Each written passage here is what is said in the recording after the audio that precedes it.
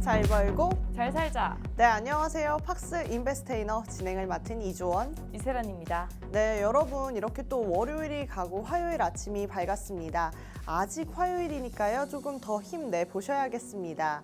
오늘은 또 반가운 얼굴 우리 세란 씨와 함께 하게 되었는데요. 세란 씨, 뭐 하고 네. 지내셨어요? 오늘 제 팔 보시면 제 옷처럼 까맣지 않나요? 제가 정말 저번 주에는 아주 홍길동처럼 중국에 갔다가 인천에 갔다가 부여에 갔다가 아주 바빴거든요. 네. 그 딱 일주일 우리 증시 놓쳤더니 아주 감을 다 잃은 것 같은 거예요. 네. 우리 주원 씨는 그동안 감 꽉 잡고 계셨나요? 네, 저는 우리 수민 씨와 함께 이 감 잃을 새도 없이 열심히 달려온 것 같습니다. 그래서 제가 좀 언니보다 오늘 좀 앞서 나갈 수 있지 않을까 한번 도발을 해보고 싶은데 어떠신가요? 하지만 뭐니 해도 공부는 벼락치기 아니겠습니까? 네. 제가 어제 밤 새면서 그동안 오. 못 따라잡은 일주일치 다 잡았거든요. 네. 오늘 함께 지켜보시면서 제가 그 감을 잡았는지 확인해 보시면 좋을 것 같습니다. 네. 그럼 우리 굿모닝 인베 첫 번째 시간 열어볼까 하는데요. 오늘도 우리 고유 주원이죠. 주원 씨의 국내 브리핑 들어보겠습니다. 네, 맞습니다. 어제장에서 우리 코스피 코스닥 주요 이벤트를 앞두고 관망세를 연출하는 모습이었는데요. 각각 0.9%, 1.1%씩 하락했습니다. 블랙 먼데이 이후에 미국 경기지표 호조가 악재 해소로 작용하면서 지난주까지 반등이 나타나긴 했는데 추가적 상승 동력이 부족하면서 모멘텀이 이어지지는 못하는 모습이었습니다. 이번 주는 잭슨 홀 미팅과 한국 금통위, 일본 CPI 등 주요 이벤트들이 산적한 만큼 당분간 이 매크로 상황에 의해 등락이 반복될 것으로 보이고 이에 시장도 약간은 관망하는 모습으로 보여지겠습니다. 코스피는 외국인 기관의 이 동반 순매도에 반도체, 2차 전지 대형주 중심으로 크게 하락하면서 2,700포인트를 앞두고 6일 만에 반락했습니다. 더불어 방어적 업종 강세 가운데 제약, 바이오주들이 부각을 좀 보여줬는데요. 보험, 증권 등 금융주가 강세를 보였고 통신업도 방어적 성격 부각되면서 강세였습니다.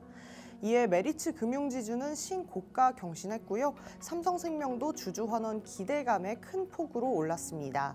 수급 측면에서도 외국인 기관 동반 순매수 상위 종목에 KB금융, 우리금융지주 등 금융지주들이 포함됐고 삼성화재, DB손해보험 등 보험주 순위 상위 차지하는 모습 보여줬습니다. 엠폭스 관련주 같은 경우에는 WHO 국제적 공중보건 비상사태 선언에 그리고 코로나 관련주는 진단키트, 백신 등 관련주 강세에 전고체 배터리 관련주는 정부의 R&D 지원 확대 소식에 강세 보여줬습니다. 더불어 아시아 통화 동반 강세 보여줬습니다. 어제 시장에서 주목할 점은 이 달러의 약세와 더불어서 아시아 통화가 전반적으로 좀 강세를 보여줬다라는 부분인데요. 최근 CFTC 투기적 엔화 포지션이 순매수로 돌아선 후에 엔달러 환율은 145엔 부근까지 하락했습니다. 원달러 환율도 어제 하루 만에 약 23.6원을 하락하면서 지난 3월 이후 약 5개월 만에 1,330원대를 들어왔습니다. 이번 주 금통위에서 금리 동결 기대감이 높은 가운데 미국 지표 둔화에 따른 미국 금리 인하 기대감이 반영이 되고 있고 여기에 수급 요인이 더해지면서 변동폭이 확대되는 것이 보여지고 있습니다. 메인스트리트의 고민인 경기 침체의 우려는 최근 좀 약화되기는 했는데요. 여전히 우려는 남아 있습니다. 그 이유는 소매 판매보다 주목을 받지 못하는 다른 지표 영향으로 이 GDP 나우가 2.9%에서 2.0%까지 하향 조정되었기 때문입니다. 그래도 어쨌든 경기 침체 우려는 조금 약해진 것으로 보여집니다. 여기까지 좀 국내 증시 알아봤고요. 간밤에 미국 증시 어땠나요, 세란 씨? 네, 오랜만에 미국 증시 저 세란 버핏이 알려드리겠습니다. 뉴욕 증시가 이번 주 예정된 잭슨홀 미팅을 기대하며 3대 지수 모두 상승 마감했습니다. 우리 블루칩을 모아놓은 다우존스 30 산업평균 지수는요 0.58% 상승하며 4896.53에 마감했습니다. 이는 우리 5거래일 연속 상승한 것으로 보입니다. 또한 기술주 중심의 나스닥 살펴보면요 1.39% 상승하면서 17,876.77로 상승 마감했고요.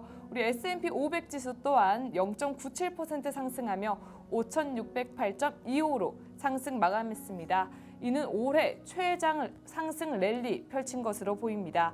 갑작스레 불거졌던 경기 침체 우려는 우리 완전히 씻어낸 것으로 보이는데요. 지난주에 이어 이번 주마저 상승 분위기 이어갔습니다. 최근 인플레이션, 고용 및 소매 판매 지표 등 미국의 경제가 여전히 견제함을 증명해낸 데이터가 잇따라 나오면서 투심이 계속 살아나는 분위기인데요. 급격한 경기 침체 우려가 없어지면 기업들이 계속해서 이익을 낼 것이고 주가도 이를 뒷받침할 것이라는 기대감이 강화된 것으로 보입니다. 시장 참가자들은 오는 금요일 예정된 제롬 파월 연준 의장의 잭슨홀 연설에서 과감한 금리 인하 기대에 부합하는 발언이 나올 거라 기대하고 있는데요. 월가는 9월 연준의 금리 인하는 기정사실이며 관건은 인하 폭이 될 것이며 파월 의장의 발언 수위가 결정적 힌트가 될 것이라고 전망하고 있습니다. 다만 전문가들은 평소 신중한 파월 의장의 발언 스타일이 높아진 시장의 인하 기대감에 못 미칠 수 있다는 점과 시장이 이달 초 완연했던 침체 불안에서는 완전히 회복했으나 전반적으로 경제가 둔화하고 있고 앞으로 몇 달간 상충되는 경제 지표가 나온다면 우리 침체 논란이 다시 고조돼 시장 변동성이 커질 수 있다라고 우려하고 있습니다. 또한 여름 후반 거래량이 줄어든 상황에서 이날부터 시작된 민주당 전당대회도 시장 변동성을 자극할 수 있을 것이라고 주목하고 있습니다. 매그니피센트 7 주식도 대체로 올랐습니다. 엔비디아가 4.35% 급등하며 6거래일 연속 상승하고 있고요. 우리 테슬라도 3.05% 오르며 4거래일째 랠리를 펼쳤고 이외 알파벳 2.28%, 마이크로소프트 0.73%, 메타 0.35%, 아마존닷컴 0.66%로 상승세 이어갔습니다. 애플만 오늘 약보합으로 마감했습니다. 이번 주도 주목해봐야 할 일정이 많은 만큼 변동성이 다소 우려되는 장인데요. 그런 점 오늘 저의 세란버핏 핫이슈에서 자세하게 설명드리도록 하겠습니다. 이렇게 국내 증시부터 미국 증시까지 알아봤다면 이제는 굿모닝 인베의 하이라이트 시간이죠. 바로 핫이슈 시간인데요. 우리 주원 씨, 오늘은 어떤 핫이슈 준비해 주셨나요? 오늘 제가 하고 싶은 이야기는 최근에 있었던 이 KTX 궤도 이탈 사건에 대해서 말씀드리려고 합니다. 세란 씨, 혹시 요즘에 기차 많이 타시나요? 저는 버스를 주로 이용해가지고 네. 기차는 한 달 전쯤 탄 것 같습니다. 네, 저는 최근에 이제 기차를 자주 이용했거든요. 수원에서 일정을 끝내고 서울 올 때 기차를 좀 자주 이용을 했는데 이 기차가 2주 연속 지연하는 일이 있었습니다. 저 같은 경우에는 뭐 시간이 급할 게 없어서 뭐 그렇게 힘든 일은 아니었지만 정말 시간이 급했던 분들은 정말 마음이 다 타들어가는 일이었을 것 같더라고요. 그런데 뭐 환불도 바로바로 해주고 저 같은 경우에는 괜찮았던 것 같습니다. 하지만 제가 겪은 이 지연 사건과는 상관없는 사고가 일어났는데요. 18일 오후 4시 38분 정도에 경부 고속선 하행 제39 KTX 산천 열차에 차축 한 개가 궤도를 이탈하면서 운행을 중단하는 일이 생겼습니다. 이 사고로 153개의 열차가 20분에서 최고 277분 연쇄적으로 지연이 됐고요. 이 열차에 탑승했던 384명이 후속 열차로 환승하는 불편함을 겪기도 했습니다. 이에 코레일은 동대구에서 부산역 간 KTX 열차를 한 개 선로로 양방향 운전을 시행하고 일부 KTX 열차는 운행 상황에 따라 일반선으로 우회하도록 조치했습니다. 더불어 사고 발생 후 불편을 드린 데에 사과하고 국토부와 협력해 사고 원인을 규명하면서 재발 방지 대책을 마련하겠다고 밝혔습니다. 국토부 또한 이날 설명 자료를 냈고요. 이번 KTX 탈선 관련과 함께 정확한 사고 원인을 철도특별사법경찰과 항공철도사고조사위원회 그리고 한국교통안전공단이 조사 중이라고 전했습니다. 다음 보시면 더불어서 코레일은 19일 새벽 공지문을 통해서 사과하는 것과 함께 KTX 모든 열차가 정상 운행 중이라고 전했습니다. 또한 당시 열차에 탑승하고 있던 384명 모두 부상이 없는 것으로 확인했습니다. 그럼에도 불구하고 코레일이 운행을 복구하는 사이 승객들은 이 무더위 속에서 계속해서 열차 지연으로 밤새 고생을 했다라는 것은 피할 수 없는 문제가 되었는데요. 그러니까 코레일은 앞으로 이런 사고가 생기지 않도록 부단히 이 관리에 노력을 해야겠습니다. 더불어 이 환불 절차에 대한 개선안도 좀 생각을 해봐야겠죠. 코레일은 열차에 탑승 못한 일행의 승차권을 역까지 가지 않고서도 이 열차 내에서 환불받을 수 있도록 개정을 했고요. 이는 열차를 놓친 일행의 승차권을 환불받을 때까지 역까지 갈 필요 없이 열차 안에서 즉시 환불할 수 있어 더욱 간편해졌습니다. 더불어 좌석 승차권 외에도 입석과 자유석 그리고 병합 승차권까지도 환불받을 수 있게 되었습니다. 코레일톡 이용자는 2회까지 무료로 여행을 변경할 수 있으며 코레일 패스와 자유여행 패스의 환불 위약금 기준조차도 완화가 됩니다. 이런 걸로 소비자의 마음을 달랠 수는 없겠다라고 판단을 했을까요? 여기에 더불어서 승차권을 분실했을 경우 재발행을 할 경우에 수수료 없이 또 재발행이 가능하다라고 하는데요. 거기에 소비자와의 신뢰를 쌓기 위해서 승차권 불법 방지를 목적으로 이 회원 탈회 조건도 정비했습니다. 승차권을 대량 구매한 후에 취소하거나 매크로 프로그램을 이용해서 하는 경우에는 회원 탈회를 할 수 있습니다. 세란 씨, 이렇게 사고가 좀 있었지만 여러 부분으로 열심히 좀 만회를 하고 있는 코레일에게 좀 고객의 입장으로서 마음이 좀 풀리시나요? 저는 그래도 그냥 네. 사과만 하지 않고 이런 혜택을 주려고 하는 모습에서 네. SM 점수 주겠습니다. 저도 SM 점수 조금 드리도록 하겠습니다. 자, 여기까지 좀 간단하게 저의 핫이슈 알아봤는데요. 우리 세란 씨는 또 어떤 핫이슈 준비해 주셨나요? 제가 지난 계속 블랙 프라이데이, 블랙 먼데이 이런 슬픈 소식만 전했다면 네. 오늘은 조금은 기분 좋은 소식 전화 왔습니다. 바로 우리 잠시만요. 네. 정말 핫이슈. 많아요. 네, 너무 많으니까 네, 좋습니다. 또. 찾았습니다. 네, 오늘 세란버핏의 핫이슈는요. 우리 경기 침체 우려 완화입니다.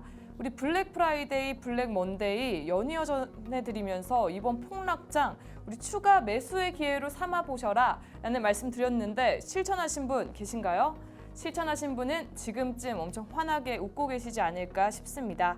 저도 이렇게 빠르게 실현될 줄 몰랐는데요. 이 경기 침체 우려가 완화되면서 정말 빠른 회복세 보이고 있습니다. 미국에서 시작된 경기 침체 공포는 걱정 3종 세트였던 물가, 고용, 소비 지표가 잇따라 양호하게 발표되면서 완화됐습니다. 7월 미국 소비자 물가지수 상승률은 전년 대비 2.9%를 기록해 3년 4개월 만에 2%대로 내려왔고요. 7월 생산자 물가지수 역시 전년 대비 2.2%로 오르며 시장 예상치인 2.3%를 밑돌았습니다.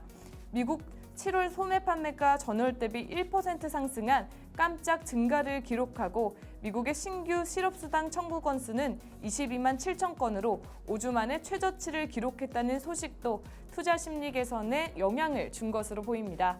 우리 주원 씨, 그럼 네. 앞으로의 우리 시장 모습은 어떨 것 같나요? 조심스러운 이야기이기는 합니다. 저 같은 경우에는 경기 침체가 더 이어질 것이다. 경기 침체가 이제는 좀 만회가 될 것이다. 라는 두 가지 이유 정도 될 수 있을 것 같은데요. 제가 볼 때는 이제 금리 인하 이야기가 나오면서 당분간은 좀 경기 침체를 좀 우려를 내려놔도 되지 않을까라고 생각해 봅니다. 네, 저도 비슷합니다. 그동안 과도했던 우리 경기 침체 우려는 좀 약화되고요. 밸류에이션 부담이 다소 해소됨으로써 당분간 시장은 불확실성 완화로 제한적인 상승세를 조금 보이지 않을까 싶습니다. 이러한 상황 속에서 우리 집중해봐야 할 일정들이 있죠. 현지 시각 21일 7월 FOMC 회의록이 공개되고요. 23일 제롬 파월 연방준비제도 의장의 잭슨홀 미팅이 예정되어 있습니다. 특히 9월 FOMC 예고편 성격이 짙다는 잭슨홀 미팅에서 우리 제롬 파월 연준 의장이 경기 침체 우려를 얼마나 잠재울 수 있을지 귀추가 주목되고 있습니다. 11월 미국 대선 일정이 증시에 미칠 여파도 주목해야 합니다. 오는 19일부터 22일까지 민주당 전당대회가 열리는데요. 최근 여론조사에서 카멀라 해리스 민주당 후보가 도널드 트럼프 공화당 후보를 앞지르며 약진하고 있죠. 이에 민주당 전당대회 이후 친환경과 바이오 등 해리스 수혜주들이 다시 한번 부각을 보이는 해리스 트레이드가 재차 나타날 수 있다고 전망하고 있습니다. 마지막으로 오는 28일 엔비디아 실적 발표를 앞두고 있습니다. 이를 기점으로 AI 분야에 대한 불확실성 완화 여부에 관심이 쏠리고 있는데요. 이달 초 폭락장 이후 엔비디아를 비롯한 주요 반도체 기업과 전력 기자재 기업들의 주가가 반등 중인 가운데 밸류가 여전히 비싸다라는 시선과 함께 의견과 더 상승할 수 있다라는 의견이 분분하고 있는데요. 이러한 상황에서 엔비디아의 실적은 기대보다 조금 더 좋게 나와야 추가 상승이 이어지지 않을까 전망됩니다. 네, 이렇게 우리 핫 이슈로 조금 기분 좋은 소식까지 전해드려봤는데요. 우리 다음은 또 생활 속에서 이렇게 접할 수 있는 네. 우리 그런 이야기까지 하고 있잖아요. 네. 어떤 코너인가요? 네, 오늘은 좀 생소할 수 있는 용어들 속속들이 파헤치는 시간, 생활 속의 경제 이야기 시간인데요. 오늘은 좀 어떤 이야기를 해볼까 고민을 하다가 이 경제 효과에 대해서 좀 이야기를 해볼까 합니다. 첫 번째 단어, 우리 세란 씨가 준비해 주셨죠? 네, 오늘의 첫 번째 용어는요, 모럴 해저드입니다. 우리말로 도덕적 해이라고도 하는데요. 이는 법과 제도의 허점을 이용하여 정보를 가진 측이 정보를 가지지 않는 측의 이익에 반하는 행동을 하는 것을 나타냅니다. 원래는 보험 시장에서 사용됐던 용어인데요. 경제학적으로는 정보의 비대칭이 존재하는 상황에서 주인이 대리인의 행동을 완전히 관찰할 수 없을 때 대리인이 자신의 효용을 극대화하는 과정에서 나타납니다. 우리 대표적인 예로는요, 고금리를 제시하는 부실 금융기관에 고객이 예금을 맡기는 것을 들 수 있고요. 그 외에도 노동자가 감시가 소요할 때 일을 하지 않는 것, 보험을 든 자가 보험을 들고 나서 사고에 대비하지 않는 것, 의사가 보험금을 많이 타내기 위해 과잉 진료를 하는 것 등을 들 수 있습니다. 요즘에는 법과 제도의 허점을 악용한 이익 추구, 자기 책임을 소홀히 하는 태도, 집단 이기주의 등 정말 전체를 모럴 해저드라고 칭하기도 한다고 합니다. 이렇게 듣기만 해도 어려운 단어를 예시까지 이렇게 들어서 설명을 해주니까 제가 또 질 것 같네요. 바로 제가 준비한 단어 말씀드리도록 하겠습니다. 바로 구축효과입니다. 구축효과는 정부의 이 재정적자 또는 확대 재정정책으로 이자율이 상승하면서 민간 소비와 투자 활동을 위축하는 효과입니다. 정부가 재정 지출을 확대할 경우에 재원 마련 방법에 따라 효과가 좀 다르게 나타나기도 하는데요. 정부가 국채를 발행해서 채권 시장에 매각을 해서 재원을 조달하는 경우에는 이 시장의 채권 공급이 확대돼서 채권 가격은 하락하고 금리는 상승하는 그런 현상이 발생을 하죠. 이것이 기업 투자 위축으로 이어지는데 이것을 바로 구축 효과라고 합니다. 하지만 금융기관 내에서 자금이 풍부하고 자금이 금융기관 내에서만 도는 상황에서는 재정 지출에 의한 금리 상승은 크지 않아서 이 구축 효과가 미미하다라고 합니다. 네, 좋습니다. 다음은 결합 재무제표입니다. 모든 계열사를 하나의 기업으로 보고 작성한 재무제표를 뜻하는데요. 결합 재무제표는 2개 이상의 기업이 특정인에 의해 지배되고 있는 경우 회사가 내부 거래를 제거한 후 개별 재무제표를 수평적으로 결합한 재무제표를 의미합니다. 재벌 총수가 지분이 전혀 없거나 1% 미만의 지분만 갖고도 전 계열사를 통치하는 황제 경영의 폐단을 차단하기 위한 것인데요. 현행 연결 재무제표가 기업 집단의 범위를 회사가 일정 지분 이상을 소유하고 있는 기업으로 한정하는 데 비해 결합 재무제표는 기업 집단 소유자를 중심으로 한 특수관계인 모두의 지분을 합하여 종속회사의 지배 여부를 판단함으로써 기업 집단의 재무 구조와 경영 성과를 한눈에 파악할 수 있다는 차이점이 있습니다. 네, 이렇게 기업 이야기를 했으니까 저도 기업으로 쭉 가보도록 하겠습니다. 바로 기업 어음입니다. 신용도가 높은 우량 기업이 자금 조달을 목적으로 발행하는 단기 무담보 단명 어음인데요. CP라 불리는 이 기업 어음은 신용 상태가 양호한 기업이 상거래와 상관없이 단기 자금을 조달하기 위해서 신용을 바탕으로 발행하는 만기가 1년 이내의 융통 어음입니다. 이 기업과 어음 상품 투자자들 사이에서 자금 수급 관계에서 금리가 자율적으로 결정이 되고요. 기업이 가지고 있는 신용에만 좀 의지를 해 자금을 조달하는 것이 특징입니다. 담보나 보증을 제공할 필요가 없고 증권이나 채권보다 발행 절차가 간소하다라는 장점을 가지고 있습니다. 하지만 그만큼 신용 상태가 양호한 기업들에게만 발행을 좀 할 수 있고요. 일반적으로는 신용도가 B급 이상인 경우에만 발행을 한다고 합니다. 최근 코로나19 사태로 자금 조달이 어려운 기업들의 기업 어음 발행이 늘어나고 있을까요? 신기하게도 이 기업 어음 발행은 오히려 감소했다라고 합니다. 2020년 기준으로 주식 발행이 105.3% 증가했고 기업 어음 및 단기 사채 발행액은 전년 대비 7.3% 감소했다라고 합니다. 네, 이렇게 해서 오늘 생활 속 경제 이야기까지 만나봤는데요. 오늘은 약간 애매했던 단어보다는 정말 네. 어려운, 조금은 이해가 어려웠던 용어를 쉽고 재미있게 조금 설명해드리지 않았나 싶습니다. 이렇게 우리 유익한 정보들 매일 확인할 수 있는 공간이 있죠. 네, 맞습니다. 이렇게 조금 오늘은 어려운 이야기였다라는 분들은 다시 보고 싶으실 것 같아서 저희가 유튜브 팍스탁을 준비했습니다. 팍스탁에 들어오셔서 구독, 좋아요, 알림 설정까지 가져가시는 센스 챙겨주시면 바로 이 정보들 언제든지 확인하실 수 있고요. 더불어서 우리 팍스 인베스테이너의 재밌고 또 궁금한 부분까지도 보실 수 있을 것 같습니다. 거기에 저희가 또 준비한 팍스 통신망이라는 공간이 있습니다. 여기 들어오시면 이정호 멘토님께서 선생님으로 또 계시잖아요. 네. 그러면서 저희에게 꼭 필요한 정보와 또 이슈들까지 챙겨주시고 더불어서 멘탈 관리는 또 덤이잖아요. 그래서 그럼요. 저희가 이만큼이나 성장하게 되었습니다. 저희 팍스 인베스테이너와 함께 성장하고 싶으신 분들은 QR 이용하셔서 들어오셨으면 좋겠습니다. 네, 우리 팍스탁, 팍스 통신망까지 꼭 챙겨보시기 바랍니다. 그럼 저희는 또 더 재밌는 퀴즈 타임으로 돌아올 텐데요. 우리 잠시 후 2부에서 뵙겠습니다. 그때까지 채널 고정!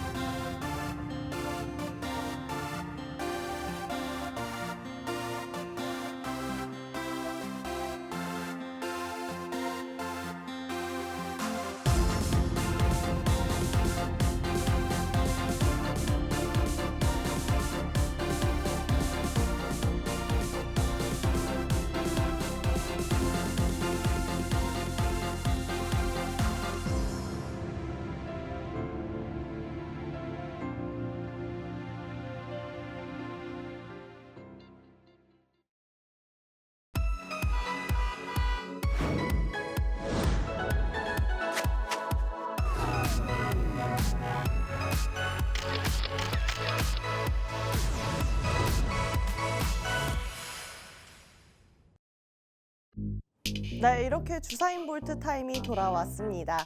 오늘은 또 어떤 특별한 이야기와 특별한 퀴즈가 준비되어 있을지 기대해 보시면서 출발해 보면 좋겠습니다. 오늘은 KTX 궤도 이탈 사건도 있었고 그와 관련된 이야기와 함께 관련 종목들까지 좀 이야기를 해보려고 합니다. 보통 우리가 기차라고 하면 여기 나오는 이미지 같은 생각을 좀 하죠. 증기기관차를 많이 떠올리게 되는 것인데요. 기차라는 말 자체가 증기기관차의 줄임말이라고 합니다. 알고 계셨나요? 요즘엔 증기기관차를 증기기관을 굳이 사용하지 않는다라고 해도 철도 차량 모두를 묶어서 기차라고 부르죠. 한국에서는 디젤 엔진으로 가는 디젤 전기 기관차가 끄는 차량도 전기로 가는 전기 기관차가 끄는 차량도 모두 기차라고 부릅니다. 이 기차는 크게 외연기관과 이 내연기관으로 분류를 하는데요. 외연기관은 증기기관으로 이용하는 기차로 1884년부터 1967년까지 운행되었습니다.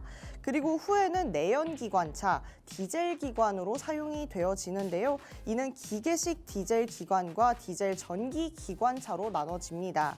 기계식 디젤기관차 같은 경우에는 경유 자체로 동력원을 삼는 건데요. 엔진을 경유로 움직이고 이 디젤 전기기관차 같은 경우에는 경유로 발전기를 돌린 다음에 거기서 나오는 전기로 이 동력원을 삼아 움직이는 것이라고 하면 되겠습니다. 자, 그럼 최근 화두가 되었던 이 KTX 본격적으로 좀 알아보도록 하겠습니다. 한국철도공사가 운영하는 고속철도, 준고속철도 브랜드이자 최고 등급의 열차입니다. 과거 경부선, 경부고속도로처럼 대한민국 교통 전반의 새로운 시대를 연 존재인데요. 이 경부고속도로와 경부선이 서울과 부산을 5시간 시대를 좀 열어줬다면 KTX는 그 시간의 절반, 2시간 반 정도의 시대를 여는 혁명의 열차라고 볼 수가 있겠습니다. 철도에서는 새마을호, 무궁화호 일반 열차에서의 영문명 익스프레스를 뺏어오면서 대한민국에서 가장 빠른 교통수단의 대명사로 자리매김하기도 했습니다. 국내선 항공편을 상대로 경쟁에서 우위를 점하게 되었고, 더불어 2024년 4월 1일에는 개통한 지 20주년을 또 맞이하게 되었죠. 그렇다면 우리가 지금은 자연스럽게 부르는 이 KTX라는 명칭이 어떻게 생기게 되었을까요? KTX라는 명칭은 1999년 8월 25일에 확정되었습니다. 확정까지 여러 가지의 우여곡절들이 좀 있었는데요. 이 재밌는 이야기 한번 해보도록 하겠습니다. 1994년 처음으로 국민 공모전으로 수상한 2개의 명칭이 여기 있습니다. 바로 코리아 특급과 무지개 특급인데요. 하지만 둘 다 별로라는 이야기가 나왔고 국민 공모전 수상작들은 전부 폐기가 되었습니다. 결국 건설공단은 국민이 아닌 전문가들의 의견이 필요하다라고 판단을 해서 1995년 광고회사인 한컴에 차기 고속철도 명칭 장명을 의뢰하게 됩니다. 그렇게 7개의 명칭이 나왔는데 다시 또 모두 별로라는 결론이 나옵니다. 당시 최고 광고 회사였던 제일계획의 브랜드 작업을 다시 한번 맡기게 됩니다. 제일계획은 이 소비자 심층 심리 유형 분석을 하고 매우 과학적이고 조금 엄밀한 방법으로 이 차기 고속철도 브랜딩을 하기 시작했습니다. 하지만 특정 성향의 고객들에게만 좀 어울리는 이름이고 다른 성향의 고객들에게는 이 이름이 잘 어울리지 않는다라는 판단 하에 결국 이 모든 것을 아우를 수 있는 이름 5개를 상정합니다. 그럼에도 불구하고 가장 적합한 이름을 찾지 못해서 결국 1999년에 국민공모전을 다시 한번 엽니다. 국민공모전에서 9가지 이름이 선정되었는데요. 그간 제안되었던 우수한 명칭들을 모두 모아서 1999년 최종 심사에 들어가게 됩니다. 여기서 좀 궁금한 게 있는데요. 우리 세란 씨, 네. 여기에 나온 이 이름들 중에 그 중에 좀 마음에 드는 게 있다라고 하면 어떤 게 좀 마음에 드세요? 저는 아무래도 네. 어쨌든 KTX로 온누리도 좀 괜찮은 것 같습니다. 오누리도 오누리가 왜 괜찮으세요? 온누리 뭔가 예쁜 느낌이긴 한데 근데 빠른 느낌이 다소 없는 것 같아서 그렇죠. 아무래도 진짜 KTX가 가장 낫지 않나 싶습니다. 이런 거 어때요? 무지개 특급, 안 이런 탈래요. 약간 네. 놀이동산 서울랜드 그런 엄청 옛날 느낌이구나. 놀이동산에 사실상 있을 것 같아요. 1994년이니까 그 느낌을 낸 것도 맞는 것 같아요. 제가 여기에 있는지 네. 모르겠는데 꼬레라는 게 또 있는 네, 여기 거예요. 있더라고요. 네, 근데 저는 이거는 좀 많이 아니다라는 생각이 들었거든요. 꼬레는 조금 그렇다라는 생각이 들었는데 그거 말고는 저는 좀 다소 예쁘긴 하다라는 생각이 들었습니다. 어쨌든 그렇게 해서 KTX는 고속 전용선에 한해서 단선 병렬로 운영하기 시작합니다. 평소에는 좌측 통행의 일반 복선처럼 좀 쓰이기 시작하지만 원칙적으로는 어느 선로로든 쌍방향 통행이 가능하다라고 합니다. 우측 통행을 하거나 심하게는 아예 선로 두 가닥을 똑같은 방향으로 운영을 해도 이 역주행이 아닌 시스템입니다. 이렇게 운용하면 한쪽 선로가 사고 등에 인해서 좀 막혔을 경우에도 반대편 선로로 이용해서 단선 운행을 할 수 있다라는 장점이 있겠죠. 따라서 일반적인 복선에 비해서 훨씬 유연하게 운용할 수 있다라는 장점이 있습니다. 광명역 KTX 탈선 사고 당시에도 경부고속선이 손상되자 급하게 한쪽을 좀 복구를 한 뒤에 모든 열차를 해당 선로로 통행시키는 교행 방식을 운영했던 것이 이 예로 볼 수가 있겠습니다. 그래서 주요 역에서는 이 반대편 선로로 들어가는 분기기가 있어서 정차 직전에 반대편 선로에서 나와서 정차할 수도 있다라고 합니다. 최근 18일 오후 4시 40분 정도에 이 경부고속선 하행 제39 KTX 산천 열차의 차축 1개가 궤도를 이탈하는 사건이 있었습니다.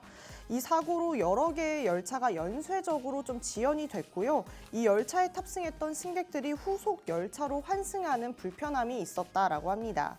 이에 코레일은 동대구에서 부산역 간의 KTX 열차 1개 선로로 양방향 운전을 시행하기 시작했고 일부 KTX 열차는 운행 상황에 따라 일반선으로 우회하도록 조치하기도 했습니다. 더불어 열차 탈선 하루 만에 복구를 하면서 정상 운행이 그래도 가능해졌고 당장 다음 달에 있는 추석으로 인해서 우리 코레일이 계속해서 많은 관심을 받고 있다라는 것도 사실이겠습니다. 그렇다면 우리가 정말 궁금한 이야기 한번 해봐야겠죠. 관련 종목들 살펴보도록 하겠습니다. 저한테 관련 종목이 뭐가 있냐라고 여쭤보신다면 저는 현대 로템을 꼽겠습니다. 이유는 최근 현대 로템이 최근 한국철도공사와 방위사업청과 함께 5,381억 원 상당의 판매 공급 계약을 체결했고 이는 실적 개선 기대감이 주가를 끌어올리는 데에 어마어마한 역할을 했다라고 볼 수가 있기 때문인데요. 현대 로템은 한국철도공사와 3,897억 원 규모의 KTX 이음 체결을 했다라고 합니다. 이 규모는 지난해 매출액의 이미 4.1% 규모를 넘은 상태이고 계약 기간은 2027년 7월까지라고 합니다. 더불어서 현대 로템이 연달아 대규모 수주 계약을 체결하는 소식까지도 전하기도 했는데요. 이에 52주 신고가를 경신하기도 했다라고 합니다. 증권가에서도 현대 로템이 올해 하반기와 내년에도 연달아서 대규모 수주, 국내외 수주를 체결했다라고 실적이 상승세를 이어갈 것으로 전망을 했습니다. 더불어서 이 현대 로템은 1억 7만 달러의 규모의 미국 보스턴 2층 여객철도 차량을 수주했습니다. 이에 현대로템은 현지 시행청과 협업하면서 온 실적을 바탕으로 향후 미국 시장 철도에 차량 수요에 적극적으로 대응할 것이다라고 자신감 있게 이야기를 했는데요. 뿐만 아니라 현지 시각 15일 이 폴란드 수도 바르샤바 유제프 피우스트 스키 광장에서 수천 명이 모인 가운데 안제이 두다 대통령이 군을 사열하며 국군의 날 기념 대규모 군사 퍼레이드를 시작하기 시작했는데요. 좀 말이 이상한데 아무튼 시작했는데요. 거기서 이날 K방산이 줄이어 등장하기 시작합니다. 그중에 현대로템 전차가 1,000대 지원되면서 가장 많은 비중을 차지합니다.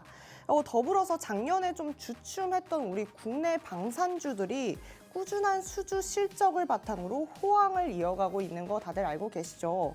한화 에어로스페이스, 한화 시스템, 현대로템, 한국항공 우주산업, LIG 넥스원 등 이 국내 주요 방산업체 5곳은 사상 처음으로 합산 영업이익이 2조 원을 기대하고 있다라고 밝혔습니다.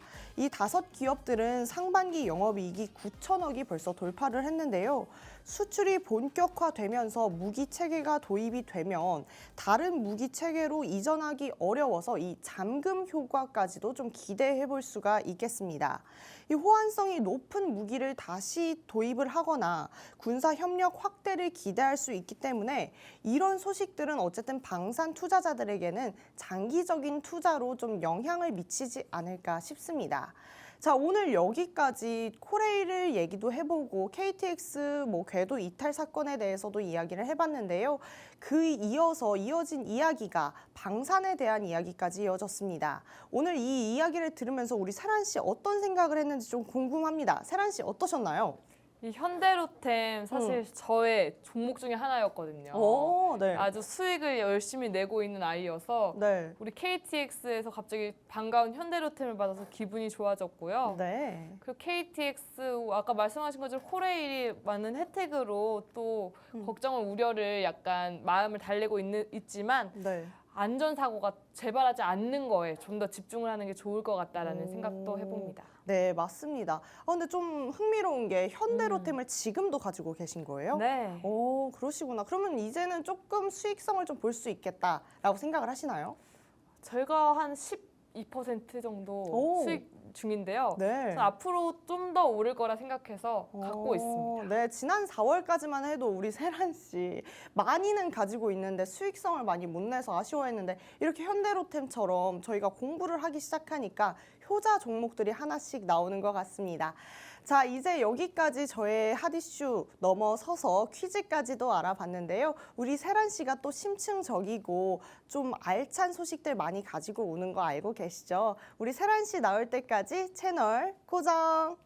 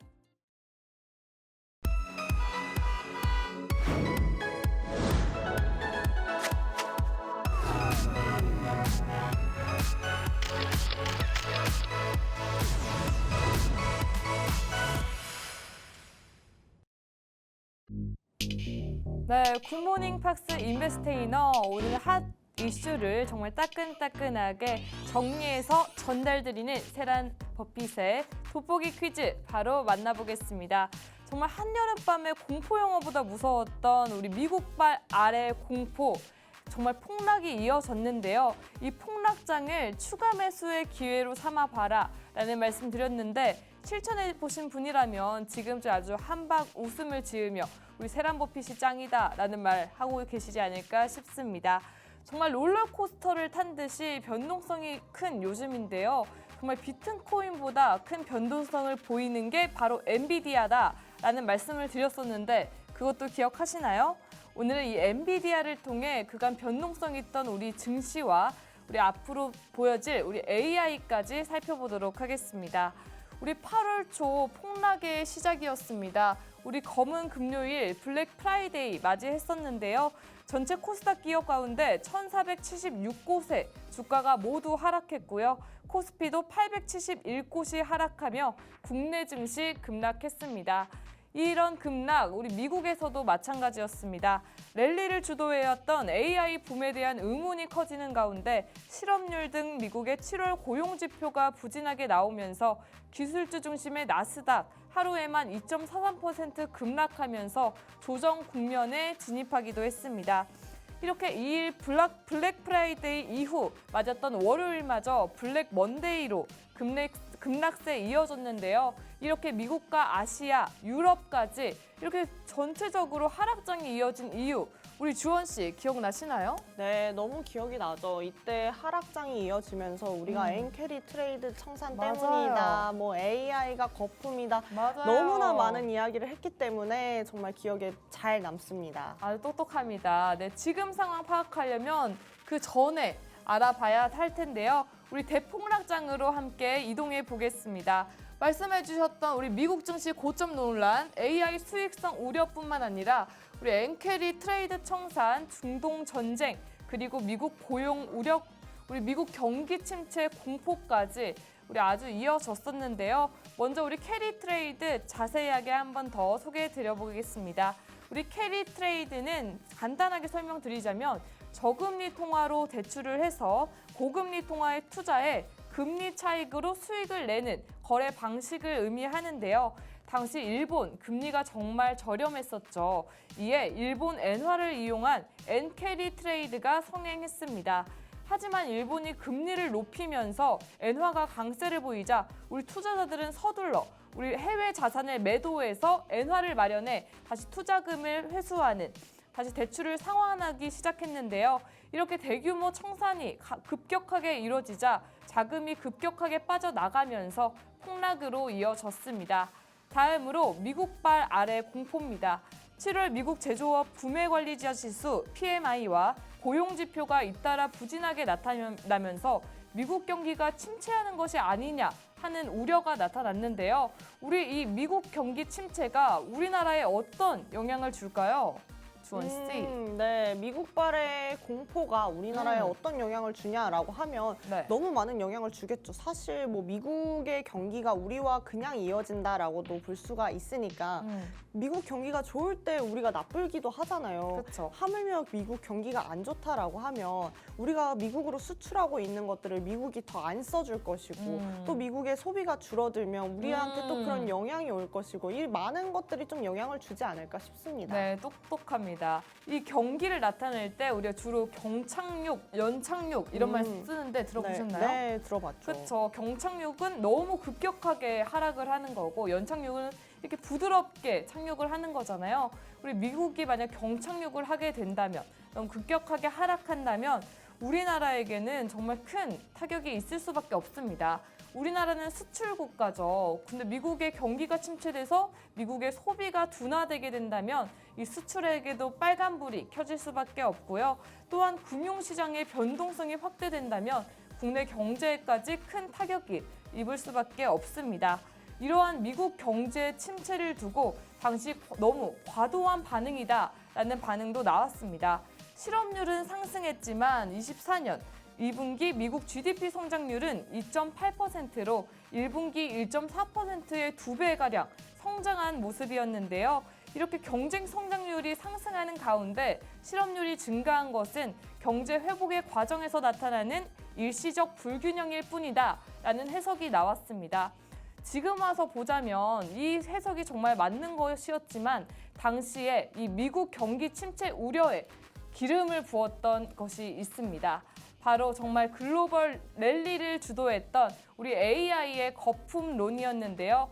엔비디아 신형 AI 칩 블랙엘 출시 지연 소식이 이 AI 거품 붕괴 우려에 불을 또 지폈습니다. 나아가 월가에서 그동안 많이 올랐던 빅테크주를 팔고 중소형주에 투자하는 순환매가 돌면서 빅테크주들이 일제히 하락했는데요. 이때 우리 엔비디아도 14%까지 급락하면서 7일에는 주가가 $100 이하로 하락해 98.91달러까지도 하락했습니다. 시총 또한 2조 4,340억 달러까지 떨어졌었는데요. 하지만 엔비디아 지금 주가는 어떨까요? 오늘에만 4.5% 이상 급등했죠. 미국 증시가 단기 급등했던 지난 8일에서 14일 동안 서학개미들은 엔비디아를 7,575만 달러 순매수하며 엔비디아 19.4% 급등했습니다. 시총 또한 3조 달러를 회복했는데요. 이렇게 주식시장을 흔든 변동성에도 우리 엔비디아 지금까지 158% 급등했습니다. 이러한 엔비디아의 반등에는 어떤 배경이 있었을까요? 바로 우리 미국 경제 침체 우려가 사그라들면서 저가 매수세가 이어지고 투자회사가 엔비디아를 최선호주로 꼽은 것이 있을 텐데요. 우리 먼저 미국 경제 침체 우려를 살펴보도록 하겠습니다. 우리 예상치를 뛰어넘은 7월 소매 판매 호조와 지난주 신규 실업수당 청구 건수 감소가 미국 경기 침체 우려를 완화했는데요. 이를 통해 네, 그렇습니다. 또한 우리 미국 노동부가 이날 발표한 지난주 신규 실업수당 청구 건수가 전주 대비 7,000건 감소하면서 5주 만에 최저치 기록했습니다. 우리 AI 거품론 또한 가라앉았습니다. 각 기업이 AI에 쏟아부은 막대한 투자가 과연 언제쯤 매출과 수익성을 나타낼까 하는 우려도 나왔었는데요. 웨시브드 분석가들은 기술주 수익이 전반적으로 견조한 양상을 유지하고 있다며 AI 지출에 대한 보상 물결이 곧 올 것이라고 분석하고 있습니다. 또한 현재 환경은 1999년 IT 거품 때가 아닌 1995년 인터넷 시대 개막 때와 같다며 거품론에 대해 직접적으로 반박했는데요. 나아가 엔비디아가 2분기 실적을 발표하는 오는 28일 잭슨 CEO로부터 AI 칩의 거대한 수요 추세에 대한 답변을 듣게 될 것이라고 전망하고 있습니다. 우리 웨드부시 분석가들의 말처럼 지금 시장은 오는 28일 엔비디아의 실적에 주목하고 있습니다. 골드만삭스는 엔비디아가 데이터 센터 매출이 급격하게 늘어난 데다 강력한 운영 레버리지 효과로 7월 말 분기 우리 월가의 컨센서스를 넘는 매출과 이익을 발표할 것이라고 기대하고 있는데요. 나아가 대규모 클라우드 서비스 공급업체와 전반적인 기업 고객 수요가 강력하고 AI 가속 컴퓨팅 분야에서 엔비디아의 강력한 시장 점유율이 여전히 유지되고 있다고 기대하고 있습니다. 우리 AI 칩을 독점하고 있는 엔비디아 언제까지 독점할 수만 있을까요? 이 AI의 대항마다라고 를 꿈꾸는 우리 기업들이 속속들이 들이닥치고 있는데요. 우리 대표적인 기업으로는 AMD, 화웨이, 짐 켈러 텐스토렌트 CEO의 퀘이사가 있습니다. 먼저 우리 엔비디아의 대항마로 꼽히는 AMD 먼저 살펴보겠습니다. 우리 미국 반도체 기업 AMD인데요. AMD는 최근 AI에 막대한 돈을 쏟아붓고 있는 대규모 데이터 센터 기업을 위해 서버 컴퓨터를 제조하는 업체 GT 시스템즈를 인수했습니다. 이를 통해 데이터 센터 AI 시스템을 크게 강화하고 최신 AI 그래픽 처리 장치를 보다 신속하게 테스트하고 출시할 것이라고 밝혔습니다. 이러한 인수는 전 세계 AI 칩 시장을 장악하고 있는 엔비디아를 추격하기 위한 발판이다라는 전망이 일고 있습니다. 우리 다음으로 화웨이입니다. 화웨이는 18일 뉴스룸을 통해 중국 시장에서 엔비디아와 대결하기 위해 어센드 910C AI 칩을 출시 준비 중이며 오는 10월 출시할 것이라고 밝혔고요. 또한 엔비디아의 아성을 무너뜨리고 세계 AI 칩 경쟁의 판도를 바꿀 것이다 라고 주목받고 있는 짐 켈러 텐스토렌트 CEO의 퀘이사를 내년에 출시할 것이라고 밝혔습니다. 이 퀘이사는 많은 반도체를 공급하기 위해 정말 큰 비용을 지출하고 있는 반도체들, 우리 글로벌 기업들의 부담을 줄여줄 수 있을 것이다 라고 기대되면서 우리 가성비 면에서 최고다 라고 손꼽히고 있는데요. 우리 세계 반도체 업계는 퀘이사 출시가 우리 AI 칩 시장 경쟁에 큰 변수로 떠오를 것이다 라고 전망하고 있습니다. 이런 퀘이사 개발과 생산에는 우리 삼성전자가 협력하고 있다니까요. 이 점까지 주목해 보시면 좋을 것 같습니다. 이러한 라이벌 등의 등장, 우리 엔비디아의 주가에는 위협이 되지 않는 것으로 보이고 있는데요. 주가는 실적뿐만 아니라 기대감이 반영되어 있죠. 모두가 이번 28일 날 발표될 엔비디아의 실적이 좋을 것이라고 기대하고 있는 만큼 이 주가에는 기대감이 반영되어 있는 것으로 보입니다. 따라서 이 기대감이 반영되어 있는 만큼 우리 기대하고 있는 실적보다 훨씬 더 좋은 실적이 나와야만 추가 상승이 이어지지 않을까라는 생각도 드는데요.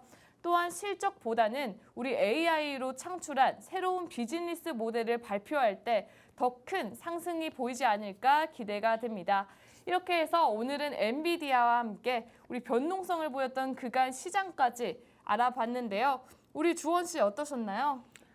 네, 보면은 AI 자체가 거품론이 제기되면서 엔비디아가 이제는 좀 실적을 보여줘야 될 텐데 실적이 안 나온다라고 하면 말씀하신 것처럼 주가에는 기대감이 좀 들어가기 때문에 실적이 잘 안 나왔을 때 이 여파가 얼마나 클지가 좀 걱정되는 부분도 있는 것 같습니다. 네, 저는 실적은 좋을 것 같지만 말씀한 것처럼 좀 더 큰 실적이 나와주길 기대하고 있습니다.